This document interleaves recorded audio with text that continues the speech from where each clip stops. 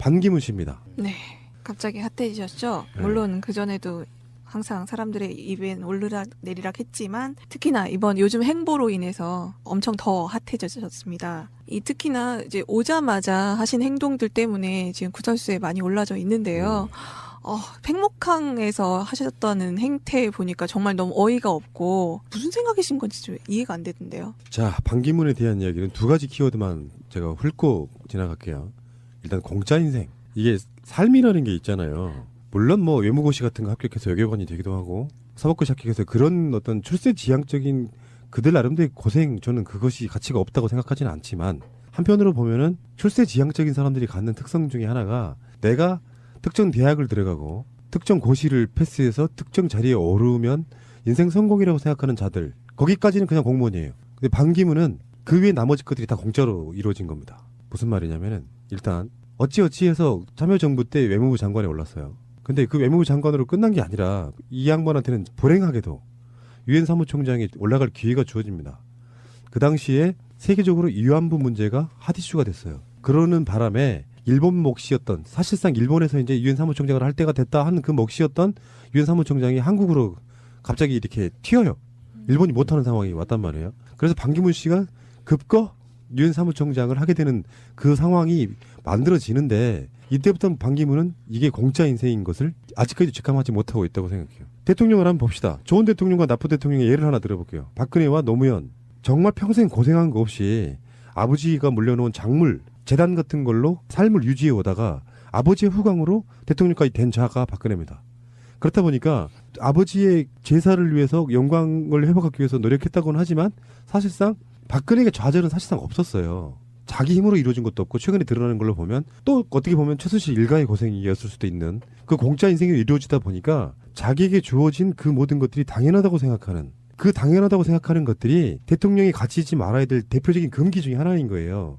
공감력이란 게 무엇이냐면 그들이 아이를 낳고 키우는데 얼마나 힘들겠다, 직장을 잃으면 얼마나 힘들겠다 등등의 여러 가지 공감력이 없는 상태로 나는 그렇게 대우를 받아도 돼라고 하는 공짜적인 느낌을 갖고 국민을 대하다 보니까 어떤 공감력도 이루지 못한 정치를 하게 되는 거잖아요. 반기문이 유엔 사무총장을 되기 위해서 엄청 노력했습니까? 아니잖아요. 외무장관까지는 사실상 주류 어떤 힘에 의해서 저는 밀어져 올려졌다고 봐요. 그 동기들 중에 외무고시 합격해가지고 외국에도 잠깐 나갔다가 외교관도 하고 그러다가 외무장관까지 올랐잖아요. 사실은 그 상태라 그러면 노무현 대통령이 했어야지 유엔 사무총장을. 근데 그렇게 할 수 있는 상황도 아니고 유엔 사무총장이 어떻게 보면 보는 관점에 따라서는 굉장히 정치적인 자리도 아니에요. 근데 사무총장 자리에 딱 오르고 나니까 한국의 사대주의 문화가 한몫을 해요. 미국을 주군으로 모시는 보수적인, 아니지 수구적인 그 국민들 사이에는 마치 반기문이 세계의 대통령 자리나 오른 것처럼 인식을 하게 됩니다. 그리고 한국에 가끔씩 들어오거나 외국에 있으면서 한국의 뉴스들을 접하면 심지어 반기문이 교과서에 올랐다고 하니까 반기문이 무슨 노력해서 올라간 자리가 아니잖아요. 그냥 공짜였단 말이에요. 그런데 한국 사람들은 반기문이 능력이 출중해서 아니라고. 단지 노무현 정권 때 일본 몫에 그 자리가 비었다고 하니 당시 외교장관이든 반기문이 올라간 것뿐이에요. 그냥 얻어진, 그냥 박근혜가 대통령 된 거나 다름없는 바로 그 자리에 올라간 거란 말이에요. 근데 한국 언론들이 반기문의 신화를 만들어내기 시작해요. 세계의 대통령. 네. 아직 무슨 말도 안 되는 개소리가 다 있어. 아니 저도 그때 기억이 나는 게 그분이 갑자기 정말 세계의 대통령으로 뜬금없이 툭 튀어나왔어요. 그 사람이 어떻게 그 자리에 올렸는지 아무도 몰라요. 그거가 정말 그냥 거저 얻어졌는지는 국민들은 잘 몰라요, 저희들은. 그래서 그분이 정말 뭔가 대단하시고 그런 능력이 있었기 때문에 뭔가 당선됐나 보다라는 인식을 받았어요, 솔직히. 그리고 심지어는 그 대타로 그 자리에 올라간 것이다라는 얘기가 있잖아요. 원래는 중앙일보 회장인 그 홍석현 씨가 그 자리에 이제 그 낙점이 되어 있었었는데 홍석현 씨가 이제 그 언론 사주의 문제 이것 때문에 이제 낙마하게 되면서 그러면서 이제 대타로 누군가를 내보내야 되는데 그때 이제 대타로 어쩔 수 없이 나간 게 반기문이라는 얘기가 있죠. 그러니까 대타의 대타였던 그렇죠. 거고요. 예. 노력을 하지 않고 올라간 자리인데 세계적으로 국가 원수급 대접을 받아요. 그 의전이라고 하는, 최근에 이제 의전도 온라인 또 있는데 그렇게 대우를 받다 보니까 세상이 나를 중심으로 돈다는 착각에 빠지기 시작하고요. 그런데 이제 이 사람도 머리는 있을 테니까요. 그 자리가 그냥 만들어진 자리는 아니고요. 미국이 만들어주는 사실상의 자리예요. 유엔에서의 미국 지분이 미국이 끌어가는 건데 자기들 혼자 끌어가면은 안 되니까 다른 외국들을 끌어들이는 거랑 사실 진배가 없는 그런 집단이 유엔이라고 보시면 되는데 그러면 미국한테 찍히면은 그 사무총장 자리를 못해요. 원래 사무총장의 임기가 5년입니다. 근데 연임 할 수 있어서 마치 뭐 5년 중임제처럼 돼 있어서 10년 끝내고 오는 자리란 말이에요. 그렇다 보니까 미국 눈치는 엄청나게 봐요. 그러니까 그 자리 유지는 해야 되겠고 자기가 거기서 미국을 상대로 투쟁할 능력은 없고 그럴 만한 의지도 없고 그러니까 반기문 자체가 보여주는 행보라고 하는 것이 그 공짜 인생의 아주 대표적인 게 그런 거지 않습니까?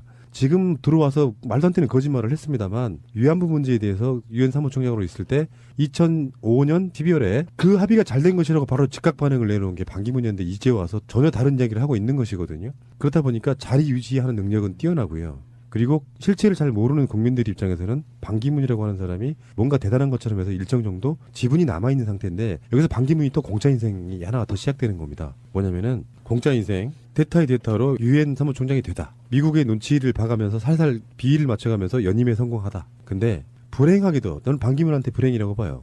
불행하게도 그가 뭐 대단한 아젠다를 보여줬거나 헌신적인 노력을 해서가 아니라 진짜 이 사람은 공짜 인생이에요. 이명박근혜가 9년 가까이 집권을 해오면서 정치를 개판치다 보니 새누리당에 마땅한 대선 주자도 없고 그리고 어찌어찌 하다 보니까 한국 언론에 의해서 보수 정당들의 대선 후보처럼 돼버렸어요. 그냥 공짜잖아. 그러다 보니까 그걸 또 즐기는 거예요. 이천공항에 들어와서도 그 메시지들을 보면은 그런 느낌이에요. 아직 대선 출마를 하겠다는 뜻은 정확하게 워딩은 말하지 않았지만 대선 출마를 심각하게 고민해 보겠다 그런 뉘앙스가 있었다고 저는 보는데요. 그 공짜 인생이라는 게 뭔지 아세요? 그게 바로 의전입니다. 누군가가 나를 대접해주는 거, 대우해주는 거를 말하는 거거든요. 왜 내가 어디를 대단한 실세로서 어디를 가면 당연히 그 사람들이 나한테 음식 대접해주고 그 모든 거 나는 왔다 가기만 하면 되는 만들어진 어떤 단상 위에 공짜로 만들어진 단상에 계속 올라갔다 내려갔다를 반복하는데 이 사람이 이제 그렇게 반복하다 보니까 반기문 인생의 좌절이 사실상 없는 상태란 말이에요. 뜨거운 맛을 아직까지 못 봤어. 그렇다 보니까 정치권도 내가 들어가면 뭔가 제대로 된 것이 이루어질 것 같은 온갖 착각에 빠지게 되는 거예요. 반기문이 후보에 등록하지도 못하고 자기 스스로가 대선 출마 안 할 가능성이 높다고 생각하는 게 이런 점이에요. 한국 정치권 내에서 한번 제대로 머물러서 뜨거운 맛을 확 보고 완전히 까발려져야 되는 그 PDD한 얘기는 오늘 안 해도 상관이 없어요. 굉장히 많은 것들이 걸려 있어요. 우리들이 모르는 것도 굉장히 많이 걸려 있고 그런 면에서 봤을 때 가장 역대 가장 무능했던 사무총장이라는 소리를 들었으면서도 유엔 서로 간의 그 협약 자기들끼리 어떤 만들어낸 협약 같은 걸 무시한 채 들어와서 대선 행보하겠다고 하는 것이 그 모든 것이 공짜 인생의 반기문의 단면을 보여주는 것이라고 저는 생각이 들거든요. 근데 막상 허허벌판에서 한번 시작해보기 시작하면은 언론에서 비난하고 국민들이 지지율 막 떨어지고 하다 보면은 반기문한테는 그런 투쟁력도 없고 공짜만 살다 보니까 공감력도 없고 그러다 보니까 무슨 지하철을 타는데 티켓을 어떻게 꼈는지도 모르고 그 짓을 왜 하는지를 모르겠어요. 차라리 그냥 지하철 혼잡하게 만들지 말고 차 타고 가면 되는 건데 공감력 없으니까 그런 식으로 어떤 상황들이 만들어지는 거거든요. 다른 방송에서 그런 이야기 했어요. 그거 어차피 참모들이 해줄 건데 참모들도 지하철 타본 적이 없으니까 지하철 표를 어떻게 끊는지를 모르는 막 2만 원 꺼내고 막 이런 상황이 돼버리는 거예요. 2만 원을 한꺼번에 동시에 넣잖아요. 반기문 자체는 박근혜보다 더 최악일 가능성이 높아요. 박근혜는 확고한 지지 세력이 있었습니다. 근데 반기문이 대통령이 되잖아요. 그러면 지지 세력도 없이 굉장히 이상한 사람들한테 휘둘릴 가능성이 높고요. 자기 철학도 없잖아요. 지금 당장 위안부 문제, 세월호 문제에 대해서 말 싹 바꾸는 거 보십시오. 저렇게 비겁한 정치인이 지금 그 정도 말 바꿔주면 국민들이 이해하겠지 하고 하는 이것도 어쩌면 반기문에 대한 시험대인데요. 말을 바꾸려거든 거기에 합당한 명분과 자기가 사죄가 있어야 되는 거예요. 그 당시엔 상황이 이러이러해서 정말 미안하게 생각한다는데 이거를 거짓말을 합니다. 그때 그렇게 말한 게 아니다. 내가 했던 말은 그런 뜻이 아니었다라고 말하는 거예요. 위안부 할머니들 수만 명의 피해자분들이 구천에서 보고 있는 거고요. 세월호 유가족들에 대해서도 이제 와서 팽목항을 가요? 반기문이 단적인 예를 하나만 들어드리면은 한국에 임기 동안 서너 번 정도 들어왔고요. 그중에 가장 최근에 2014년에 들어왔을 때 청와대를 거치고 바로 청와대를 나오면은 광화문 광장을 지나가게 돼 있어요. 그냥 지나갔습니다. 그리고 반기문이 304명이 죽어버린 사건에 대해서 단 한마디도 유엔 사무총장으로서 하지 않았습니다. 세계 국민들, 세계 시민들이 가장 사무총장에게 바라는 게 인권 문제입니다. 약소국의 인권, 난민, 기아 이런 것들을 보살펴달라고 있는 자리가 사실은 유엔 사무총장이거든요. 자기 나라 자국의 국민들의 그렇던 사람이 돌아오자마자 팽목항을 가요? 진정성 없이? 말 바꾸기 하는 거예요, 행동으로. 그래서 제가 감히 이 사람한테 했던 말이 그겁니다. 걔 양아치라고. 양아치 짓 하나 더 했어요. 이거는 반기문 본인이 한 건 아니겠지만 소위 말하는 지지자라는 사람들이 팽목항을 먼저 가서 그 유가족들 아직 미수습자들 계시는데 막 와서 그 사전 답사를 하러 갔대요. 무슨 뭐 MT가나 사정답사하게 거기까지는 봐줄 수 있는데 거기에다가 유가족분들한테 차 좀 커피 좀 타달라고 그런 언행들을 하고 있는 아우.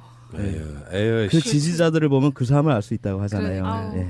지지자들도 뭔가 자기네들이 특권의식 같은 걸 그렇죠. 갖고 있는 사람들인 것 같아요. 예. 그때 4월 16일 날 그 사고 나고 나서 장관들이 진도 체육관에 내려와요. 그 유가족분들이 그러고 있는 상황에서 라면 챙겨 먹던 장관놈 새끼가 지금 생각나네요. 그렇죠. 아, 열받네 진짜. 근데 거기다가 지금 커피 타오라고 뭐 무슨 저기 뭐 비서 부리나? 저 같은 사람들도요. 무슨 행사가 크게 있거나 그러면 밥을 못 먹어요. 긴장하고 준비하느라고 하루 종일 밥 안 먹고 있다가 밤 9시쯤에 행사가 끝나고 나면 그때 밥 먹고 술 먹으니까 뻗어버리더라고요. 밥이 넘어가냐? 먹고 먹으러? 거기에서. 씨. 커피가 넘어가냐? 아 이것도 정말. 진짜. 자 어쨌건 반기문 공짜인생 이야기 한번 해봤고요. 이런 사람이에요. 이런 사람. 좋은 정치할 리 없죠. 네. 더군다나 이번에 노동 개혁에 대한 의견도 완전히 박근혜 정부가 했던 얘기, 재벌들이 하는 얘기 그대로 반복하고 있는데요. 그렇죠. 예, 일단 또- 뭐 귀족 노조 네. 이 얘기부터 일단 첫 마디로 나오더라고요. 예. 그리고 이제 노동계의 기득권 이야기를 나오고 그리고 노동개혁 이게 세 가지 키워드가 동시에 튀어나오는 거 보면 딱 한 마디를 한 줄 요약 이명박근혜 시즌 2 이렇게 보지 않을까. 시즌 3 네, 시즌 3. 이명박근혜 분 김은